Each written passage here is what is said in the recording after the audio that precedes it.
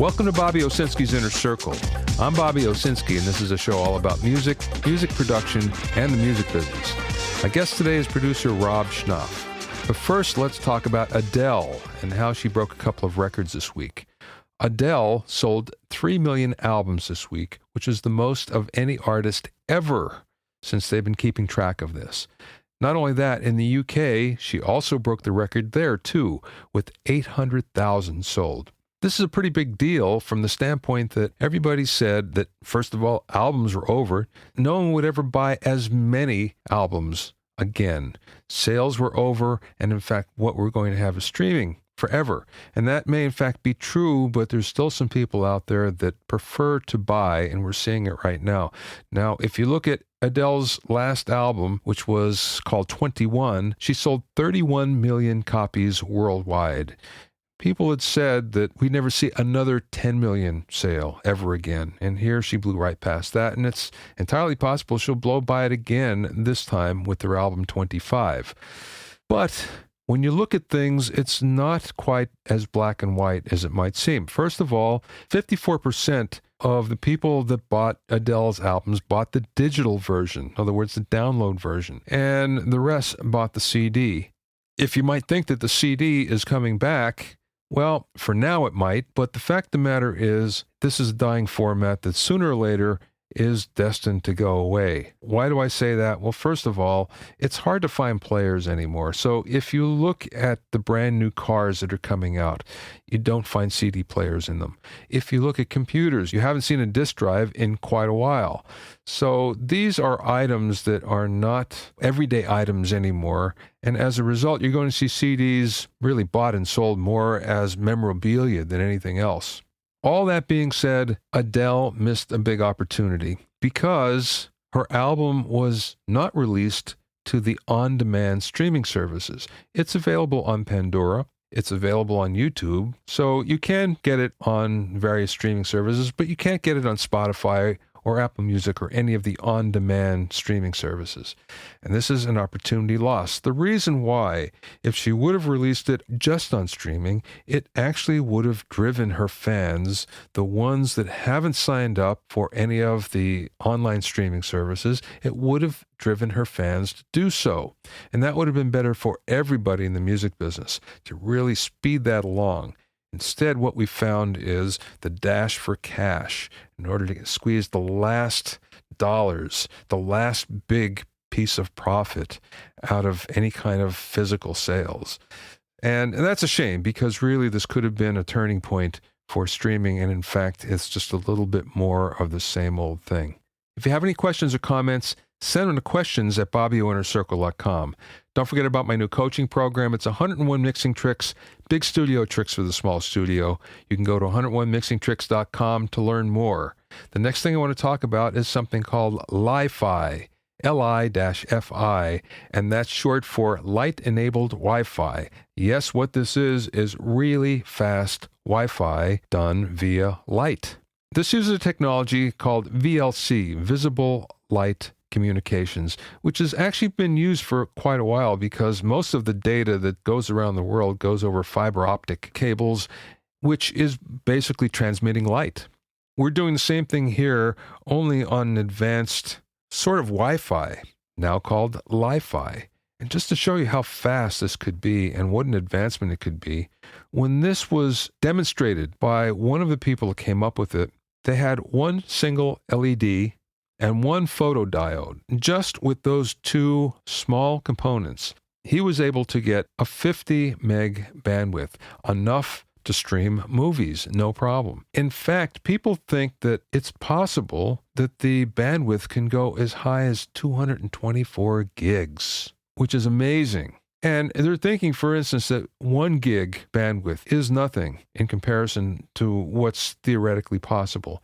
So if this does happen, and again, they think in 3 years it will be commercially available, this could have a big impact on the entertainment world because it'll be easy to actually stream, for instance, high-res music. There will be no more need for MP3s, AAC, anything like that, because you'll be able to stream whatever you'd like in terms of PCM. 96K, no problem. 192K, no problem, because You have the bandwidth, and you got plenty of it. Same thing with movies. You want a 4K movie, you want to stream it, no problem. So this can be a really big deal. It's called Li-Fi, so look out for it because it's the next big thing. My guest today is producer Rob Schnapf, who has a penchant for vintage gear and has some great credits with Beck, Elliott Smith, The Vines, Booker T. Jones, many more. I talked with Rob from his studio in Los Angeles.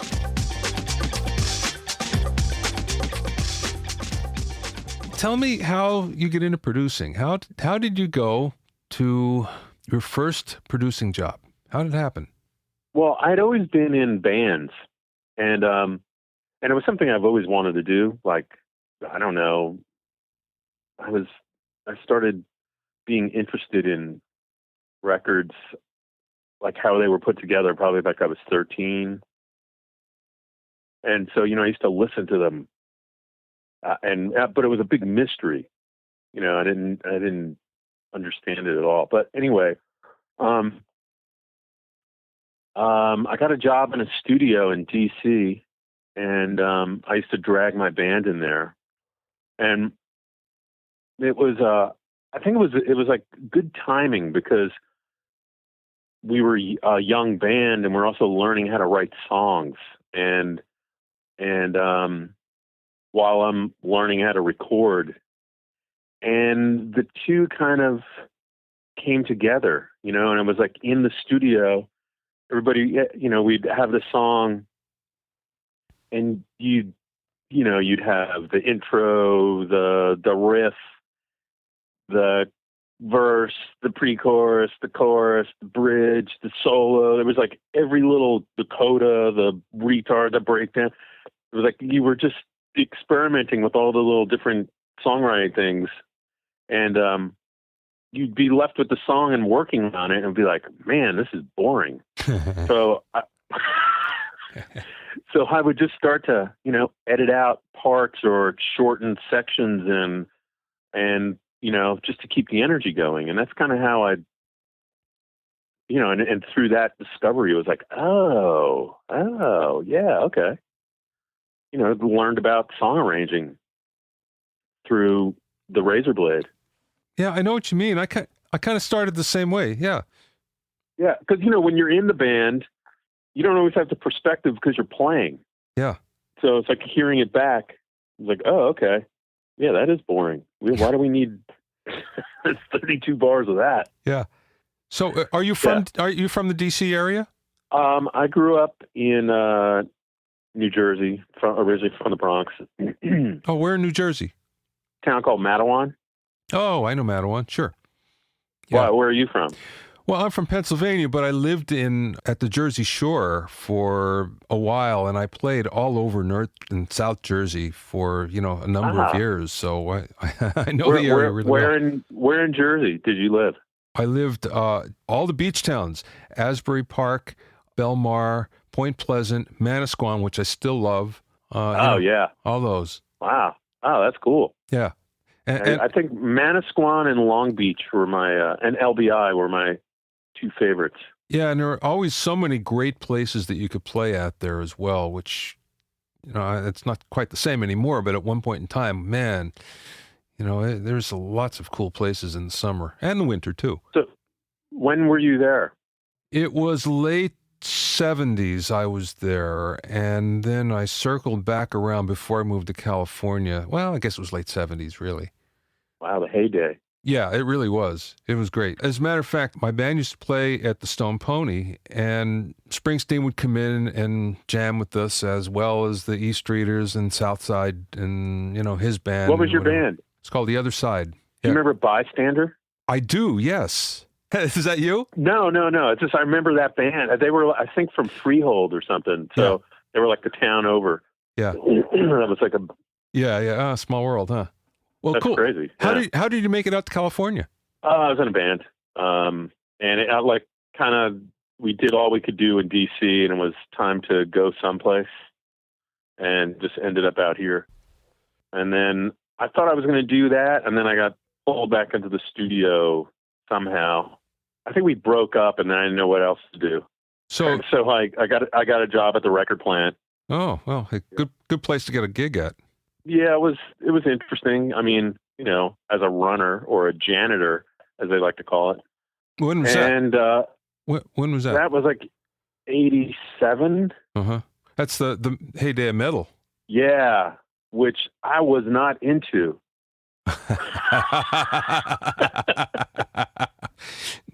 I liked like the bands I was into. I was into like the Replacements and the Pixies and all that kind of alternative stuff.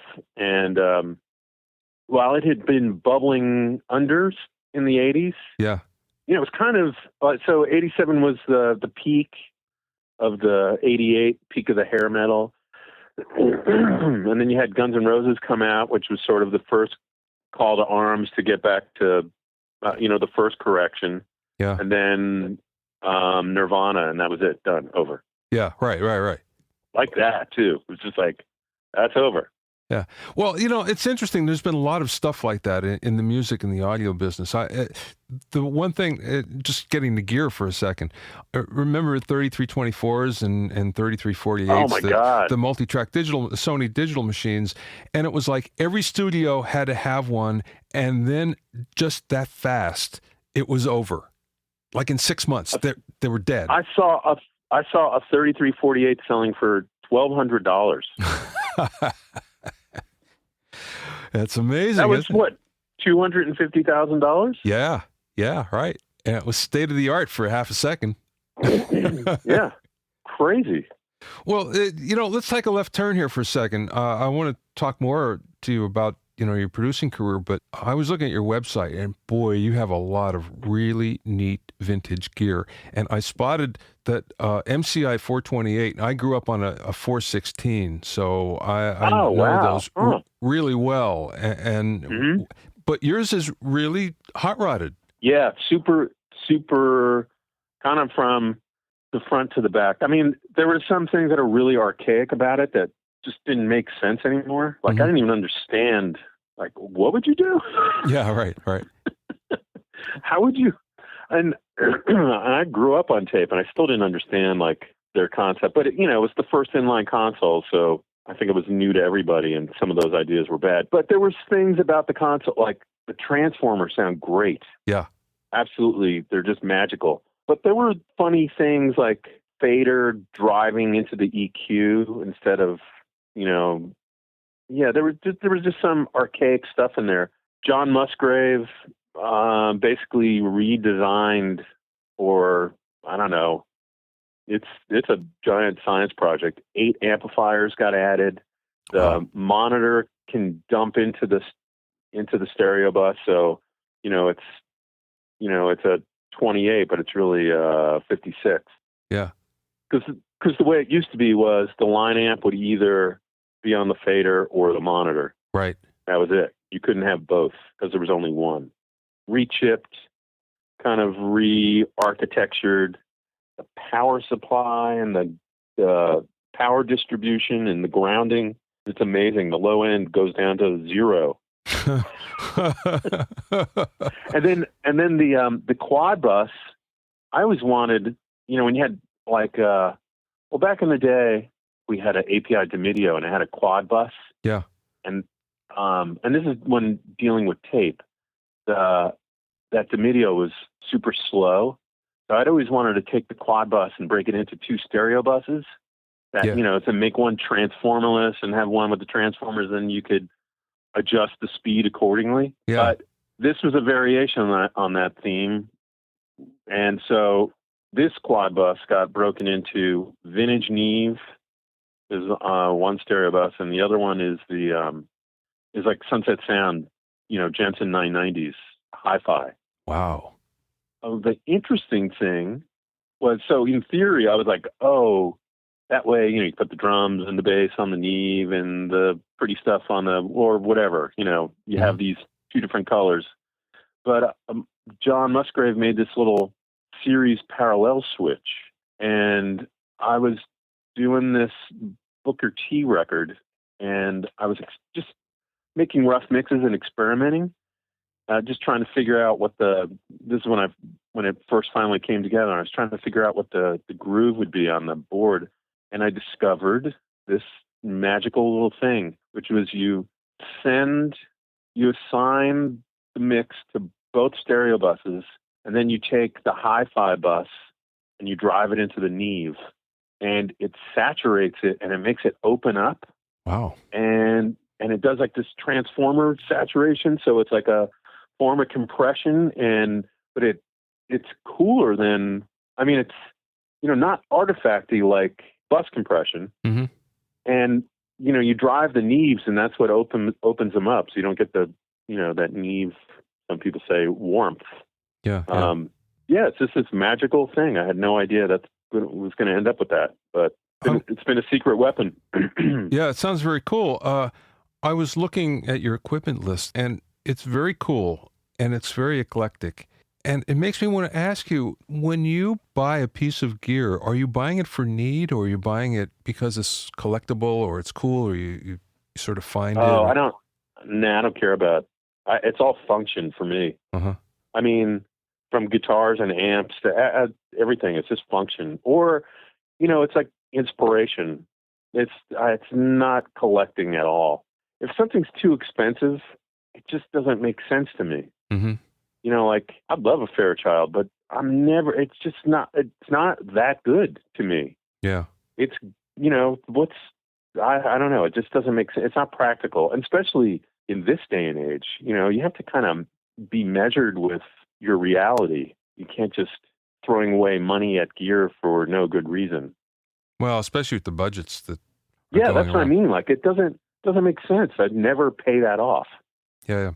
Let's get back to production for a second. So what's your pre-production like? Learn songs, tighten arrangements, or go, just learn the songs, become familiar, make all those adjustments before we go in. Mm-hmm.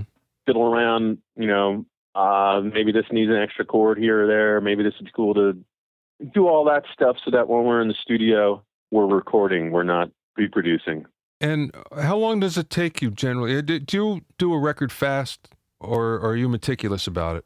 Because there's two schools of thought. I mean, one the one school of thought is let's get it absolutely perfect, and the other one is let's capture the feel, and live with, whatever the imperfections are.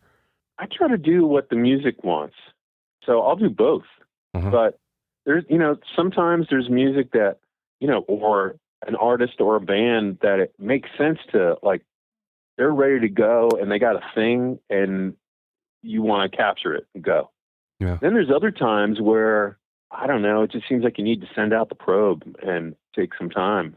And one isn't better than the other. It's just kind of responding to the music. So I try not to really have a thing, because I don't know, if you do the same thing every time, it gets boring. Yeah. And, that's why I don't even want to do the same kind of music. I like having a nice varied, I like working on different kinds of music. I like music. Yeah. Like, it's easy to go, well, this is my chain. This is what I do. I'm going to, oh, that's the guitar. Then I'm going to take this and put it in that. Blah, blah, blah, blah. Yeah. And, I always use the Les Paul through that Marshall and put the, then you end up with a sound, and it's your sound. It's not the band. I don't know. So I kind of like to make adjustments and respond to the band. Do you have any tricks for getting the best out of a player or a vocalist? Or not tricks, technique? Well, so technically speaking, there's the one thing, which is pitch comes from vowels. Mm. And those are the sounds you want to be hanging out on, not the consonant sounds. Mm-hmm. So technically that helps. And then the other side of it is just like, it's got to be believable. It's got to make it past the glass. Yeah. Do you have a test for that?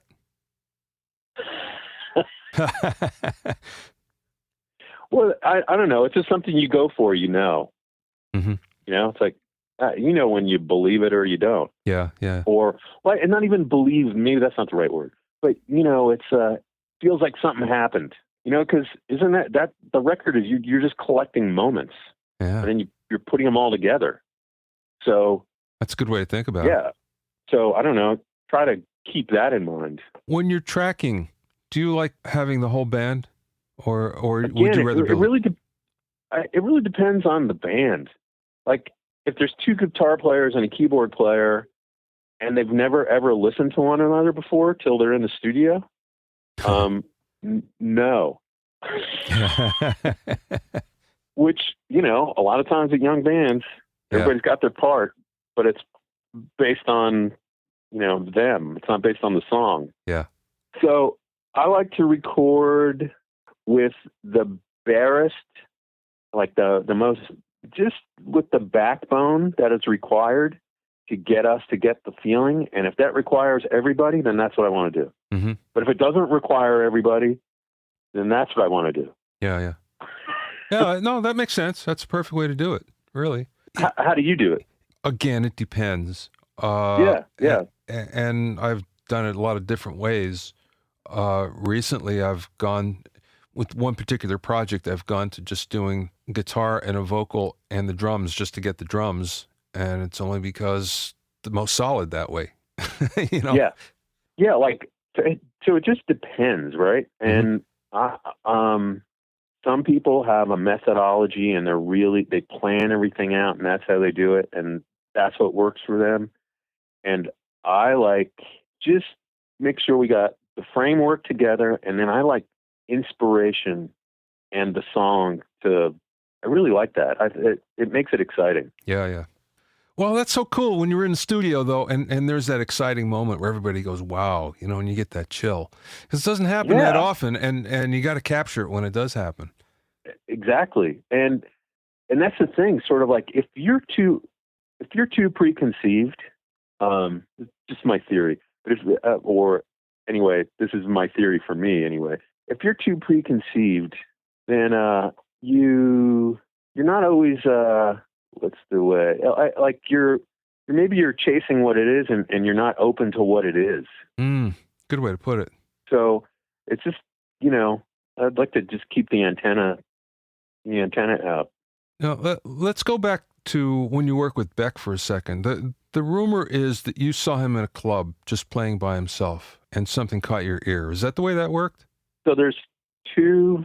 So Margaret Middleman, who is my wife, but she managed Elliott Smith and had a nice storied career in the music business. Yeah. We were at the Sunset Junction, the Silver Lake Street Fair thing. Yeah. And there was the Hully Gully stage, and this kid would get up in between bands and then, get chased off when it was, the next. So we'd get up while the next band was setting up, and just saw that, and it was Beck, and he just played these fucked up songs, cut in half blues.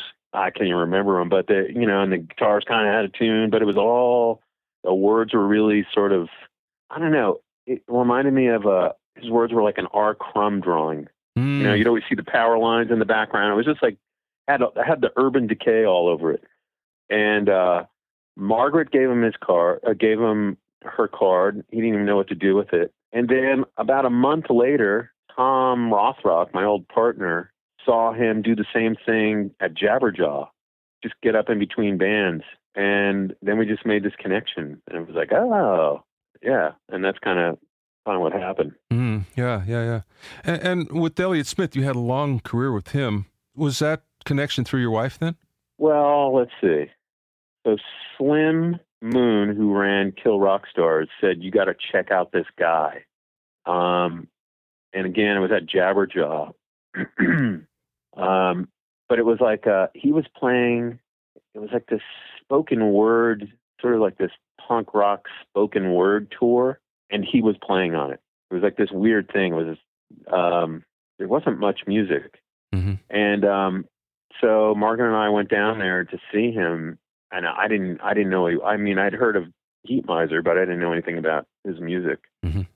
And man, it was like the very first song. It was a song called Needle in the Spoon. Mm-hmm. And fuck, it was devastating. It was like, whoa. It was, I don't even know how to describe it. Because now it sounds like bullshit, but I was really transfixed by it. Yeah, isn't that so cool when that happens? It really is. Because like you said, it doesn't happen often. Yeah. But man, it's really cool when it does. Did you Then, so go ahead. Margaret and him started working together, and whatever, they had their relationship. And then, he started talking to me about recording, and I think he really liked Pay No Mind, that song on Mellow Gold. Mm-hmm. And we all went to South by Southwest together. Margaret was working at BMG, so she had the expense account. So she had the hotel room, and it was like, and there was probably like 8 people in our hotel room, and Mary Lou Lord and Elliot, they didn't have any gigs at South by. They just went down there and busked every night. And it was really cool. And that's basically what we did. We just hung out while they went back and forth. They just handed the guitar back and forth to one another, played songs all night long with the guitar case open. And it was awesome. And that's really when our relationship started. Mm-hmm. Did you go in the studio right away? Did we go in the studio right away? Yeah. No. No, we would just talk about stuff. And then finally he asked me after, it's kind of jumbled in my mind now. Mm-hmm. But there was at one point we were going to record in my house like we had done Mellow Gold. I can't remember for which record. I don't know if it was the second record, which I didn't do, or if it was for either or. But I don't remember. And then he started to make a record with Heat Miser, and they were doing that. They had bought a bunch of gear, and they had set up. They rented a house in Portland, and they just kind of set up in the house. And I think Elliot and Tony, the drummer, who Tony would always kind of produce those records, they just had a difference of opinion. Elliot was White Album, and Tony was much more clean and much more clean kind of production. Mm-hmm. And it became unmanageable, and he asked me if we would come up and help, like broker the situation and finish the record. Oh, I see. And I think that's how we started it. And then I think we did Either Or. Well, that's cool, though. It was good for you. It's good for him, too, until, his untimely passing. But it's always great to have an artist that you really dig that does well, and all of a sudden it just makes you feel doubly good. Because it's so much, to me, it was always fun, to work with somebody that was really cool that I really liked, but it was doubly good when, everybody else realized it as well. Yeah, that's pretty weird. But also at the same time, it doesn't validate, it's, what's the, popularity validates you in some way, but it doesn't validate the art. I hate people judging success on, through the monetization of it. Yeah. Like you can make a great record and nobody buys it. Doesn't mean it wasn't great. Yeah, that's true. That's the point I'm trying to make. I get it. Yeah. So when did you start to collect gear? Probably in the 80s, I would say. That's, things were a lot cheaper back then. Yeah. Well, what was the first piece? Do you remember the $350 1176s? Yes, unfortunately, and I didn't buy them. And there's so many of those things that we didn't buy back. Well, I didn't anyway. Though we didn't realize what they'd be worth. That we didn't realize how cool they were back then. And it was like people were throwing Fairchilds into the trash. Oh, I remember when Pat Benatar's husband, the guitar player. Oh, Neil, yeah. Neil Giraldo, yeah. He got a Fairchild. The way I understood it was Cherokee gave him one. It wasn't working right, and they couldn't be bothered in the 80s. Yeah. Well, that was the days of the big budgets. I remember I used to do some work at Cherokee, and did you ever work there much? Yeah. Well, not much, but some. What I always found really interesting is how often they would pull the speakers out and put brand new speakers in their monitors and retune it. They do it once a day if they had to, which, is a huge waste of time and money, but, that's the way that went back then. Yeah. Okay, moving on then. How much do you do in the box? Considering that you have a wide array of vintage gear to work with and you have, a nice console and everything, how much do you do in the box? I do some stuff in the box, but I still, on the other hand, I still kind of think of it as a tape machine. I break everything out across the console. Mm-hmm. But I'm not scared of. I like it all. Where do you do your automation? Do you have automation on the console? No. You do it in the box then? I'll do some stuff in the box. I really work at my mix to kind of get it to like sit. Mm-hmm. And yeah, there'll be rides and stuff, but I spent a lot of time just getting it to really be able to sit in there. Yeah. Yeah, I know what you mean. It's funny because there's a new school of mixing where everything is automated, and it really is everything. You know, there's syllables with EQ on it, and there's, you know, effects for a phrase and everything like that, which I get it. I understand why people are doing it, but it's kind of not the way we were brought up, right? It didn't work that way when we started, for better or for worse. Or if you were going to do it, it required a big console and a lot of effort. Yeah. Well, I'm sure you remember when you do mixes and the whole band would be there because you needed all the hands. Oh, yeah. God, that was awesome. It was like the final performance. It was so much fun. Yeah. And then we also had poor man's automation, which was work on a section of the song, lay it down, work on the next section of the song, lay it down, and then you cut them all together. Yeah. Yeah, right. But, you know, there's things about, there are such good things that come from learning that way that are lost now.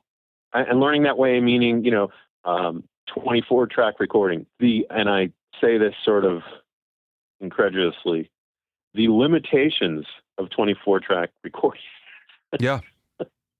Because, 24-track was like an amazing thing, you know? Like, we got 24 tracks. Yeah, yeah.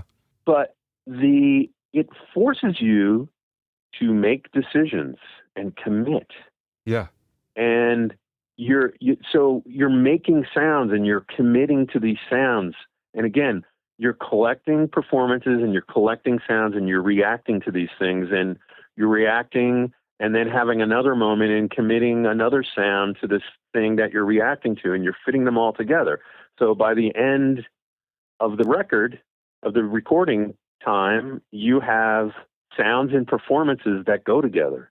You're not dragging, like, I can't tell you how many times I mix stuff and you open up these sessions and there's 5 mics on the guitars and a zillion on the drums. And it's like, what the fuck are you guys doing? Yeah, yeah, yeah. How did you get anything done? You're dragging all this stuff around, never making a decision, and nothing ever sounds like anything. You're always like, well, I could turn up this mic, I could turn up that mic, we can hear more of this speaker here. Make a blend. Get rid of some of that shit, you know? Make it be one track. Well, if everything's stereo, nothing's stereo. Yeah, yeah, right. I started on 8-track, and an 8-track Scully, as a matter of fact. And what year did you start? 76. Wow, cool. And what was the console? The MCI. Oh, wow. Yeah. And then from there, I went to an API with an MCI 24-track, so it was a big step up. But I never regret the 8-track because, and I almost feel like people should learn on 8-track now because, as you say, those limitations are freeing. Because once you learn how to work within them, then everything else is like gravy. It's easy after that. Yeah, you know, I say learn on an 8-track and listen to a Creedence record. Yeah, right, exactly, sure. You know, everything's there. They were made on 8-track. Everything you could possibly need in the song, listen to a Creedence single. It's all there. Yeah. There's a lead guitar, there's a harmony, there's percussion, there's drums and bass, and there's an acoustic. Yeah, I mean, we wouldn't even call that a demo these days. You and I think differently about it, but, you know, generally speaking, that's not even enough to be a demo in many people's eyes. And yet those were great records back then. They still hold up today. And it's like, well, why can't you do it like that? Right? Yeah. I was talking to Jim Scott about this, you know, being big fans of Harvest. Yeah. That record would never come out now. Yeah. Yeah. It would be remixed. You know, it'd be all that modern, the foibles of the modern business. And it would, it wouldn't have that charm. It wouldn't have, completely different time. I know what you mean. Tell me about the vintage instruments that you have, or just the instruments, because I was looking over your list and there's some pretty cool stuff. Let's see. Well, I have like your basic requirements: old Les Paul, old Telly, Strat, um, good old. So I got 53 Les Paul Gold Top. Oh. This really cool. It's like a 64 body, 65 neck Telly that it's like super microphonic and lively, and it's awesome. And I think there's something about overwaxing pickups now. Like everybody does it, and it takes some of the personality out of them. Yeah. There's something about them being kind of microphonic and unwieldy that makes them have a lot of life. Yeah. A good old Jazzmaster. So the core, this is what I find to be the core, is the Telly, Jazzmaster, Epiphone Riviera with flats on it. It's a 12-string. Oh, man. Les Paul, and SG Junior. And then you have, I got an old J50 and a old Epiphone Texan. And that gets you pretty far down the road. And then, then there's a bunch of other stuff that has its moment. It's sort of like, going to the bullpen to pitch to the lefty. You got this guy with this one pitch that lefties can't hit. That's how a bunch of these other guitars are. It's like, oh, we got this little sonic space, let's, grab the guild, jam it in there. It's going to fit great. So that's how I kind of view it, is like between amps and guitars, you don't have to have EQ. Yeah. You can kind of like shape it through the amp and the guitar. Yeah. That's the way I always felt. What kind of amps do you have? I got a lot of, I got really into those old Gibsons between 54, 57. So like a GA9, a 20, a 30, a 40, I think it's GA8. They're they have kind of different tubes than the fan. Some of them have these like pentodes in them as their first preamp tube, and they kind of have a different sound, and then they kind of will get into that Tweed Deluxe-y thing as well, and for a fraction of the cost. Yeah. I don't know. Then the normal suspects: AC30, AC50, Marshalls, and then a bunch of weird stuff for the. There's like the Garnets from Canada, like that BTO sound. Those are cool. Some old Selmers, which are awesome. Yeah. That's probably one of my secret weapon guitar amps that just work all the time on everything. You and Jimmy Page. You use Selmers? Yeah. Oh, wow. I didn't know that. Yeah. Cool. Not all the time, but he did use them. Yeah. Yeah, I mean, well, they're cool. Yeah, right. Like they do this, like this one is it's a 70s. It's really ugly looking, so they don't, they're still really affordable, but it's like it's called a treble and bass 50, treble and bass 50R, I think, because it has reverb, but it's just like chimey. It just does this thing in between like Marshall and Vox. Kind of got this chime to it. It always is clear. You can always hear all the strings, and then it'll get some teeth on it, Yeah. Very cool. It doesn't take up, it's not like super, it doesn't get all woofy and anyways. Yeah. Yeah. I know what you mean. Yeah. Guitars and amps, that could go on for days. Yeah. Well, that's cool. That's old Mellotron. Oh, really? Wow. Well, no, actually it's a newer Mellotron. It's the, I had an old one. I think Richard has that one now. And then, I got one of those reissues where they kind of fixed the funky stuff and then kept everything else the same, and it's great. It's the Mark VI. Mm-hmm. And 4 tape racks. Wow. And it's interesting. Again, some of this stuff does not affect sales, but inspiring. Yeah. It's a lot more inspiring than using a plug-in. Yeah. No, I know what you mean. It's like you want a different sound. It's like, okay, we're going to take her apart. And, people get out their camera and they start taking pictures like, whoa, that's cool. And it is. It's cool. Yeah. Oh, it's one of the cooler things, cooler instruments. There's nothing else like it, really. It's like that and a the like ARP string ensemble. Oh, yeah. God, those two, it's just so much vibe. I love those things. I used to have one. I wish I still did, actually. Oh, my God, all that stuff we used to have. Oh, I don't even want to think about all the cool stuff that I get rid of over the years. Some of it for the right reason. Some of it was because I needed money at the time. That's always a good reason to dump something. Although, you look back later and you go, I could have got the money another way, But some of it for the wrong reason because you think, I'm not using this. I'll just dump it. I wish there was a way to make a museum of things people sold for drugs.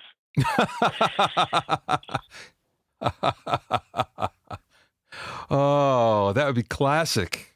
That'd be classic. There'd be some incredible stuff in there. Yeah, definitely. All right. One last question for you. So what's the best piece of music advice that you've ever received from somebody or you learned along the way? Could be about the music business or music advice, anything like that. Well, somebody once said to me, it's a very small business. So, and it was sort of like, don't be an asshole. Yeah. Yeah. As big as you might think it is. And it wasn't that I was being an asshole. It wasn't that. It was just saying, they were just saying it's a small business. Yeah. And you see it like when, I think that was something to keep in mind, like, interesting. And, it is about relationships. Yeah, it is. And you meet everybody eventually, it seems, right? Yeah. But it really is about relationships, and it's great when you have them. Yeah. And it hurts when you don't. It does. Yeah. Because, when you're hiring, like when a band is hiring an experienced manager, what they're hiring is they're hiring their relationships. Yeah, right. Exactly. Yeah. I would think that. And the other thing is play your cards close. How so? Well, I don't know. I've learned stuff that was absolutely none of my business because people talk too much. Oh, yeah. I see what you're saying. And then, you all of a sudden you find out the political minefield of something. And so it was like, oh, right. Yeah. Okay. You have to, I don't know. That was interesting. That's been an interesting experience. Yeah. Yeah. But you know what? And none of that stuff is like, none of that stuff is like stuff I like or care about. I like all this. I'm all about that. That's like the business side, which I've kind of try to stay away from at this point. It's weird. I really like making records, and it's way more, even though the business budget wise is a fraction of what it used to be, I'm having so much more fun. And I find it so much more artistic and creative because it's more direct. Well, yeah, you're dealing more with the artists these days, especially when it comes to budget, because there's so many indie projects, right? Is that what you mean? Yeah, and it's just kind of like you get together and you make something that you all like. Yeah, yeah. And then you're done and they put it out. Yeah. And it's cool. It doesn't get fucked up by, everybody hedging their bets. Yeah. As record labels tend to do, and managers. So, yeah. Yeah. And, and nothing great happens from 40 people weighing in on it. Yeah, yeah. Thanks, Rob. Have a good mix. All right. Thanks. You can find out more about Rob at robschnapf.com. That's Rob, ROBSCHNAPF.com. All one word, robschnapf.com. Thanks for listening and being in my inner circle. Remember, if you have any questions or comments, send them to questions@bobbyoinnercircle.com. Many thanks to Steve Cherubino. He's the host of the EDM Producer Podcast at edmmr.com. He helps put the show together. Many thanks, Steve. To listen to other episodes of Bobby Owsinski's Inner Circle, go to bobbyowsinski.com and select the podcast tab, or you can go to bobbyowinnercircle.com or find it on iTunes, Stitcher, Mixcloud, or Google Play. At bobbyowsinski.com and bobbyowinnercircle.com, you'll find a sign-up form for my newsletter and for alerts for new podcasts. This is Bobby Owsinski. I'll see you next time.